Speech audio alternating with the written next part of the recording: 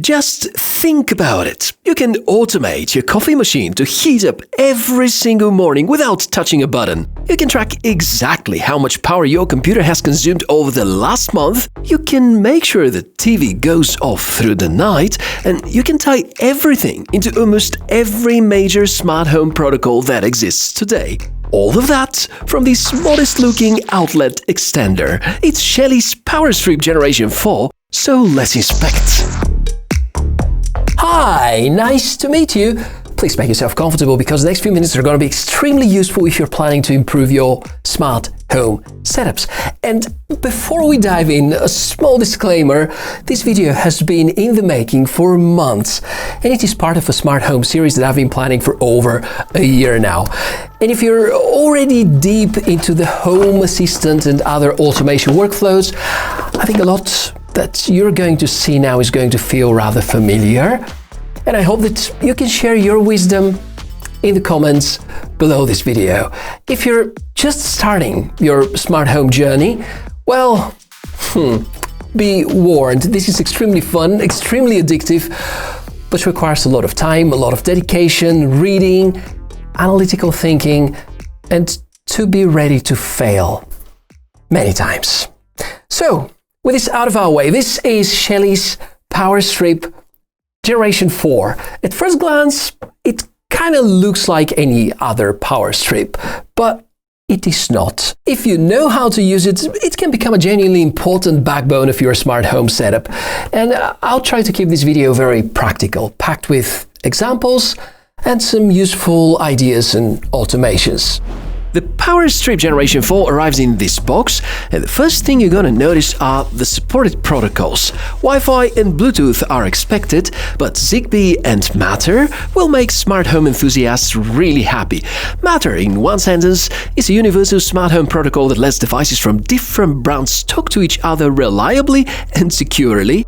Zigbee is a bit older, low-power mesh networking protocol that lets smart devices communicate efficiently across your home, although because there have been no strict rules when it was launched, some brands limited Zigbee connectivity to their own ecosystems.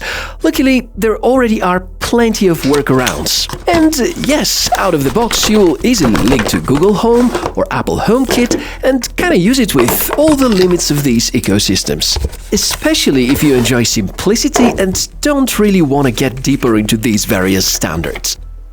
The strip includes a quick start guide, although given how capable this device is, I honestly wish Shelly offered a more user-friendly onboarding tutorial.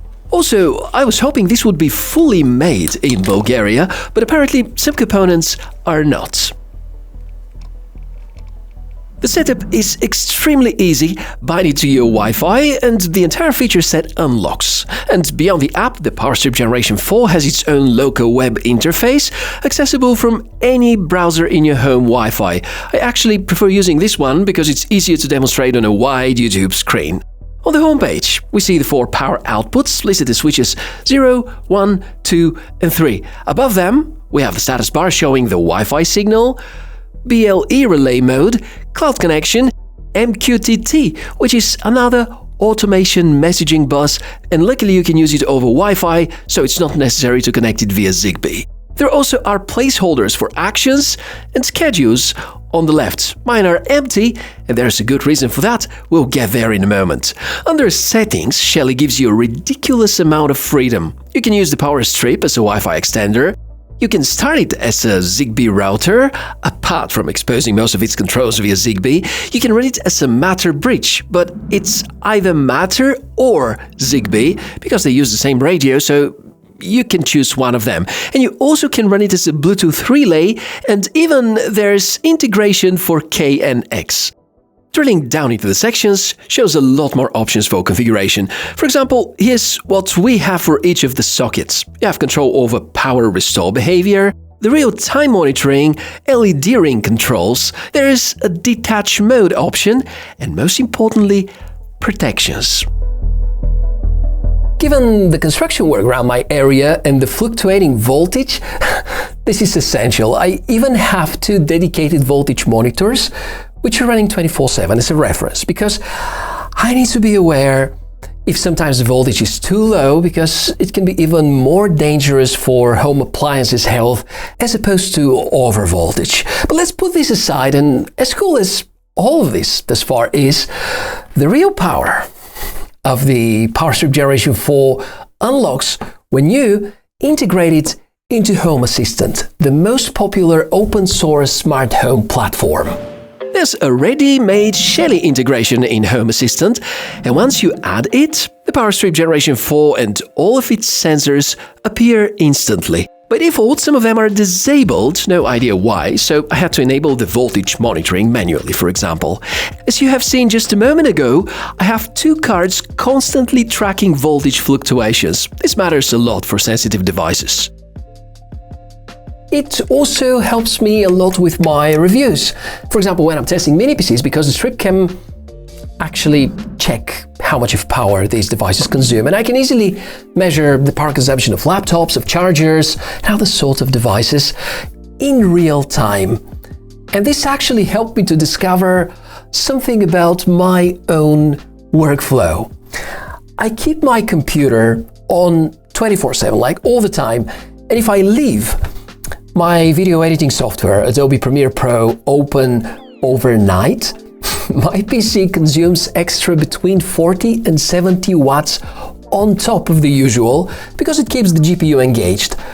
And if you think it through, 10 hours of that equals to about half of a kilowatt hour, 7 nights, close to 4 kilowatt hours, which means 16 kilowatt hours a month, which is close to 200 per year. And with our local electricity bills, it's around 20 to 30 euro per year for just one app. And I can easily save them money. The Gen 4 strip can also act as a Zigbee router, basically a signal extender that strengthens your whole mesh network. Pairing wasn't smooth the first time, though. The Zigbee interview failed, which is sort of like a failed onboarding. I had to factory reset the strip, try it again, and from then on, perfect. In here, we also have a BLE chip which allows us to run Bluetooth Low Energy as a gateway, which is relaying data from Shelly-made sensors, which is nice, but I see a missed opportunity here, because with a bit more ambition, this could have replaced M5 stack ESP32 Bluetooth hub builds, which many Home Assistant users do themselves, including myself. Just imagine a high-quality BLE hub, Shelly-grade stability, Wi-Fi connected straight into Home Assistant, ready to use out of the box. Well, we're not there yet, but I guess we're coming really close. If we count the BLE limit as a drawback, gonna add a few more. The app user interface is functional, but not inspiring. There are no USB ports, which would have been fantastic for charging smartphones or powering USB-based sensors, and the initial Zigbee pairing isn't always that flawless. If you have other complaints or pain points, share them in the comments, which is, by the way, another great resource about everybody else's experience. My final thoughts. The Power Strip Generation 4 is an incredibly capable smart device, and it can transform the way you control your home, at least concerning the devices that are connected to it. So if you're already running Home Assistant, this is one of the easiest and most powerful upgrades that you can make. Even without Home Assistant, it exposes far more data and functionality than most competing smart sockets. It comes from a company focused entirely on smart home tech and supports every protocol that matters in 2025, making it future-proof as well. Honestly, I feel this might be my favorite smart home purchase of 2025 thus far. And if you have any questions, just drop them in the comments, and remember, building a smart home is a long journey, and most of the setups that you saw here today are a result of many hours of testing, failing, learning, refining again and again. So be patient, stay curious, and enjoy the ride.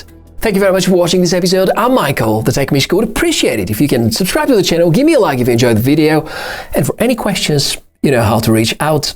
See you next time.